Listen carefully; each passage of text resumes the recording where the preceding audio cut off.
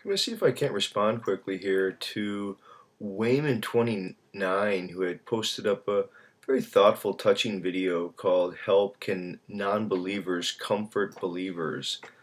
And it, it's an interesting video, I guess, for so many reasons. But I wanted to say a couple of things about, I guess, maybe what prayer could be,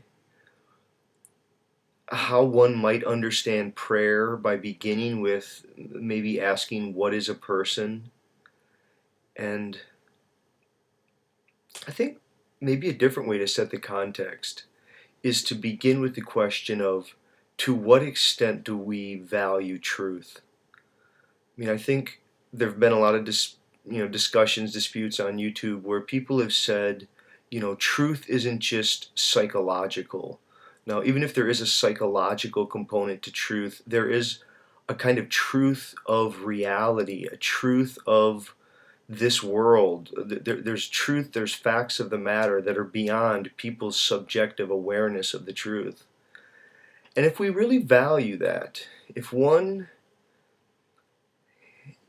maybe almost like a scientist, if one deeply values truth, then I don't think one could maintain that it's better to have not been than to have been, even if that having been is a short and unfortunately painful existence. That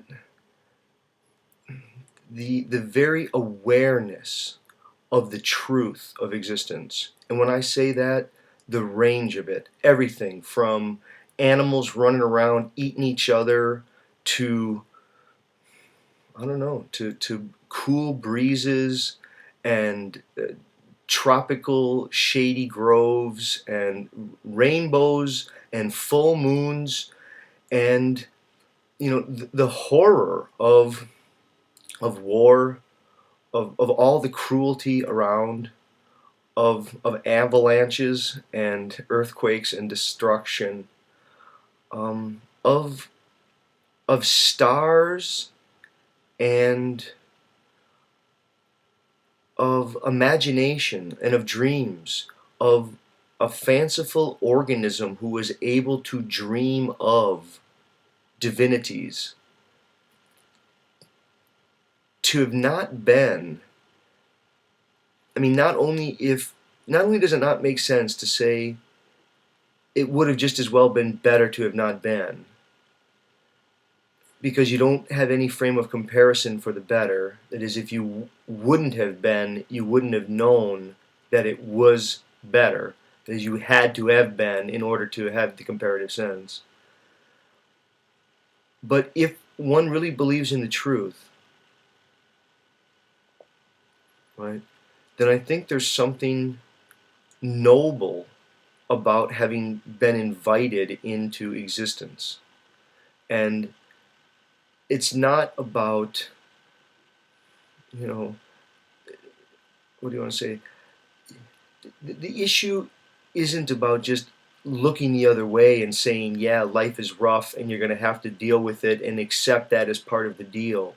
I don't think that's the part at all. I think it is to appreciate that everything is on loan to you. Everything was never yours to begin with. You've been invited to witness and to be a participant in something immense and that so surpasses you that you've been dignified by simply being able to witness it. And the suffering, the hardship, as much as it is something we all don't want, and it's something that those of us who have lived through the hardship of family members dying and of close friends dying and dealing with all of the kinds of what seem to be deeply, deeply unjust hardships and cruelties, we can minimize them the best that we can, and we can help each other and be with each other and be resourceful, as I think Wayman is calling people here to do, which is it's really quite beautiful. But I think to also keep within the context the kind of gratitude that comes from not not imagining oneself as fully oneself, but instead seeing oneself as partly on loan, on borrowed time, on materials that are made up from the cosmos. You're of the world, you're not simply in it.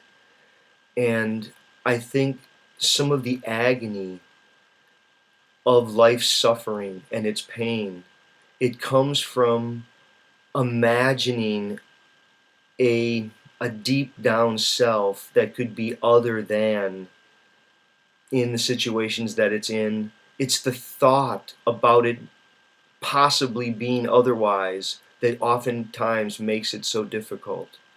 That the acceptance of what is there and realizing that it's an ego's thought of a clinging to a belief that it could be otherwise, that it might have been otherwise, that that adds to the pain, worsens the pain, can prevent meaningful transcending of it toward acceptance.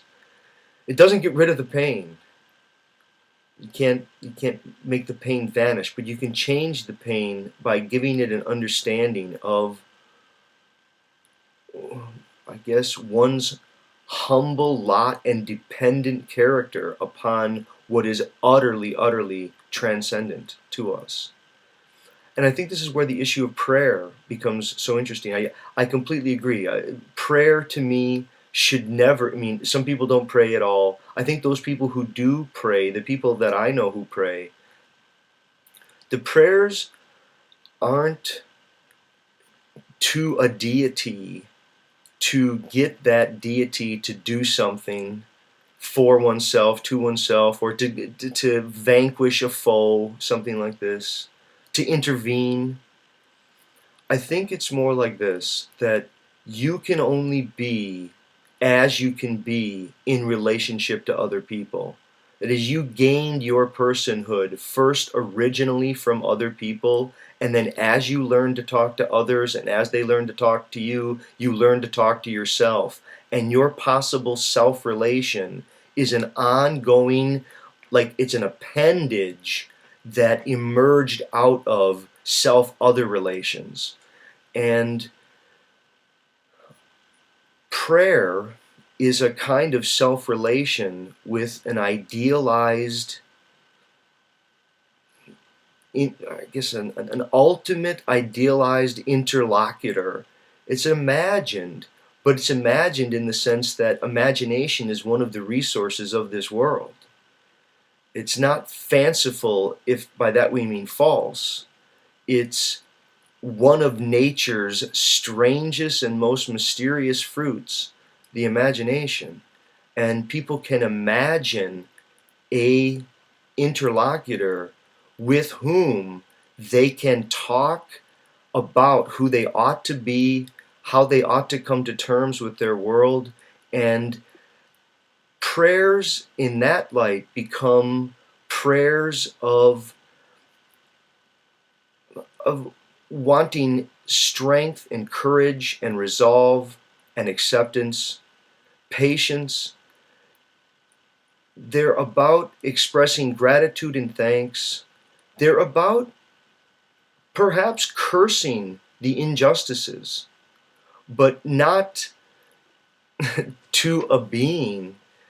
I think the more strategic a person realizes that prayer is ultimately an issue of self-relation, I think they learn to realize that it's about an idealized sense of self that can be accomplished by understanding what's going on. And none of it has to be a whitewash. None of it has to be a falsifying. The truth is, and this is the ultimate truth, that each person who comes into existence is now a part of everything that has ever existed and ever will. Thanks.